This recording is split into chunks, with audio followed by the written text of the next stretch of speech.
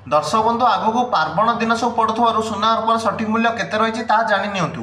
दर्शक बंधु आज सुना रूपार मूल्य में बड़ परिवर्तन घटी। आपण मैंने सुना रूपा किणवा चाहते तेज भिडटी को शेष पर्यंत निश्चित भाव देखूँ, कारण यह भिडियो माध्यम आप आज सठिक दर के जानीपर। आज भारतीय बजार में 24 क्यारेट सुना दर 10 ग्राम पिछा 1,12,580 टंका रही। सेहीपरि 22 क्यारेट सुना दर 10 ग्राम पिछा 1,03,200 टंका छुई।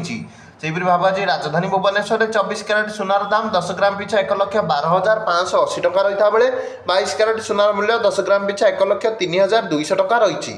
सेहीपरि भाव आज नूआदिल्ली में 24 क्यारेट सुना 1,12,730 टंका रही बेले 22 क्यारेट सुना 1,03,350 टंका अच्छी।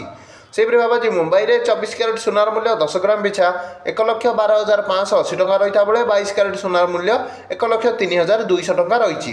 सेहीपरि भाव आज चेन्नई में 24 क्यारेट सुना 1,13,020 टंका रही बेले 22 क्यारेट सुनार मूल्य 1,03,600 टंका रही। सेहीपरि भाव आज कलिकतार 24 क्यारेट सुना 1,12,580 और 22 क्यारेट सुना 1,03,200 टंका रही। अन्यपटे रूपा मूल्य किलो पिछा 1,38,000 टंका होईची। यह सब आज सुना रूपा अलंकार सठिक मूल्य। वीडियो टी लाइक और चैनल टी सब्सक्राइब कर दिंतु।